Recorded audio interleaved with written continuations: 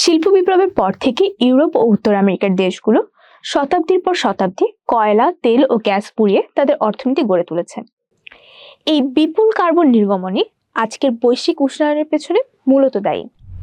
অথচ বৈশ্বিক তাপমাত্রা বৃদ্ধি ও জলবায়ু পরিবর্তনে সবচেয়ে ঝুঁকির মুখে আছে কোন দেশগুলো?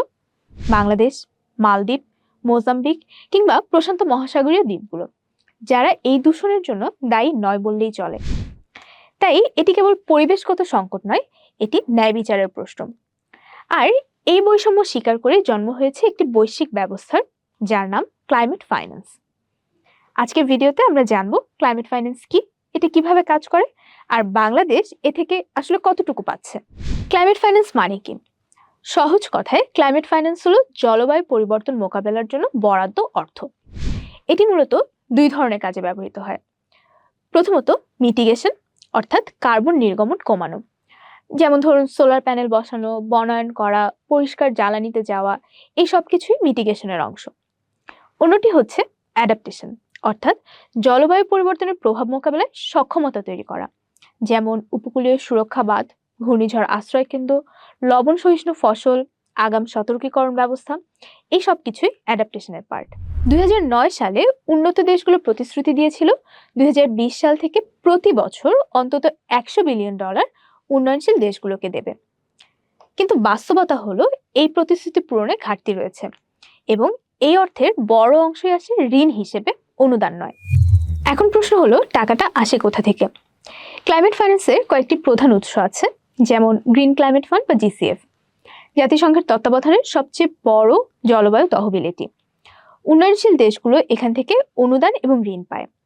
এছাড়াও আছে বিশ্বব্যাংক এবং আন্তর্জাতিক উন্নয়ন ব্যাংক, এরা জলবায়ু প্রকল্পে বিনিয়োগ করে ঋণের মাধ্যমে। এছাড়াও আছে দ্বিপাক্ষিক সহায়তা, একটি ধনী দেশ সরাসরি একটি উন্নয়নশীল দেশকে যখন সাহায্য করে, যেমন জার্মানি বা জাপান বাংলাদেশের সোলার প্রকল্পে সহায়তা করছে। আরও আছে বেসরকারি বিনিয়োগ, বিশেষ করে নবায়নযোগ্য শক্তি ও সবুজ অবকাঠামো খাতে। এই সব মিলিয়ে বাংলাদেশে প্রতি বছর $600 বিলিয়ন বেশি জলবায়ু অর্থায়ন হচ্ছে। তবে উন্নয়নশীল দেশগুলোর প্রকৃত প্রয়োজন তার থেকেও বহুগুণ বেশি। তাহলে বাংলাদেশ কি পাচ্ছে আর কি পাওয়া উচিত? বাংলাদেশ কিন্তু জলবায়ু অর্থায়নের ক্ষেত্রে তুলনামূলকভাবে সক্রিয়। জাতীয় বাজেট থেকে গঠিত হয়েছে Bangladesh climate change trust fund বা BCCTF। এছাড়াও GSF থেকে বিভিন্ন অভিযোজন প্রকল্পে অর্থ এসেছে, বিশেষ করে উপকূলীয় সুরক্ষা, পানি ব্যবস্থাপনা এবং জলবায়ু সহনশীল অবকাঠামো নির্মাণে। কিন্তু কিছু চ্যালেঞ্জও রয়েছে। আন্তর্জাতিক প্রতিশ্রুত অর্থ পুরোপুরি বাস্তবায়িত হয়নি। প্রাপ্ত অর্থের উল্লেখযোগ্য অংশ ঋণ আকারে দেওয়া হয়েছে, যা ভবিষ্যতে ঋণ ঝুঁকি বাড়াচ্ছে। অভিযোজনের প্রয়োজনীয়তা অনেক বেশি, কিন্তু বৈশ্বিক অর্থায়নে এখনো মিটিগেশন এই খাতে বেশি জোর দেওয়া হয়। বাংলাদেশের মতো ঝুঁকিপূর্ণ দেশের জন্য অধিক অনুদান ভিত্তিক অর্থায়ন আরো জরুরি। আর এখানেই উঠে আসে ক্লাইমেট জাস্টিস বা জলবায়ু ন্যায় বিচারের প্রশ্ন। এখন প্রশ্ন হলো এই টাকাটা কিভাবে আসে এবং কিভাবে কাজ করে। পুরো প্রক্রিয়াটি 3টি ধাপে বোঝা যায়। প্রথমত প্রস্তাব প্রণয়ন, সরকার বা অনুমোদিত সংস্থা প্রকল্প পরিকল্পনা তৈরি করে। এরপরে আন্তর্জাতিক মূল্যায়ন এবং অনুমোদন, তহবিল সংস্থা যাচাই করে যে প্রকল্পটি জলবায়ু প্রভাব মোকাবেলায় কার্যকর কিনা। আর সবশেষে বাস্তবায়ন এবং জবাবদিহিতা, অর্থ ছাড়, প্রকল্প বাস্তবায়ন এবং নিয়মিত পর্যবেক্ষণ ও প্রতিবেদন এর অংশ। তবে বিশেষজ্ঞদের মতে প্রকল্প প্রস্তুত এবং অনুমোদন প্রক্রিয়া জটিল ও সময় সাপেক্ষ, ফলে দ্রুত অর্থপ্রাপ্তি প্রায় সময়ই সম্ভব হয় না।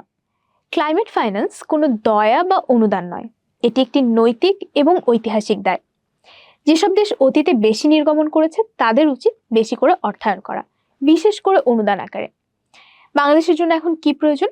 অধিক অনুদান, কম ঋণ নির্ভরতা, স্বচ্ছতা এবং জবাবদিহিতা, দ্রুত অর্থ ছাড় এবং অভিযোজন খাতে বাড়তি বরাদ্দ। এই প্রশ্নগুলো তাই এখন কেবল কূটনীতিকদের নয়, এগুলো ভবিষ্যৎ প্রজন্মের নিরাপত্তা এবং উন্নয়ন ও অর্থনীতির প্রশ্ন। তথ্যভিত্তিক আলোচনা, নীতিগত সম্পৃক্ততা এবং সচেতন নাগরিক চর্চার মাধ্যমে এই দাবিগুলো শক্তিশালী করা সম্ভব। আর সেই কণ্ঠ হতে পারেন আপনিও, একজন শিক্ষার্থী হিসেবে, তরুণ ক্লাইমেট লিডার হিসেবে, কিংবা একজন ভবিষ্যৎ নীতি নির্ধারক হিসেবে।